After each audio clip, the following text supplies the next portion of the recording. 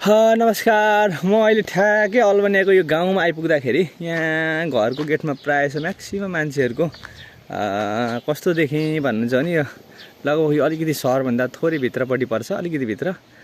यो अङ्गुर प्रत्येकको घरमा चाहिँ अङ्गुर अनिवार्य लाउँदो रहेछन् यतातिर हैन। गेटमा भयो, लगातार घरको यसमा वालमा भयो, जता पनि हैन अङ्गुर चाहिँ प्रशस्तै प्रत्येक घरमा। हेर्नु न के मजाले फलेको छ भने मैले नेपालतिर पनि धेरै ठाउँ देखाएको थिएँ हैन। धेरै ठाउँ युजुअल भइरहेको छ, तर म्याक्सिमम मान्छेहरूले लगाएका छैनन्, अलिक कम मात्रामा मान्छेहरूले लगाएका छन्। सो राम्रो रहेछ हौ, यो ठिकै लाग्यो।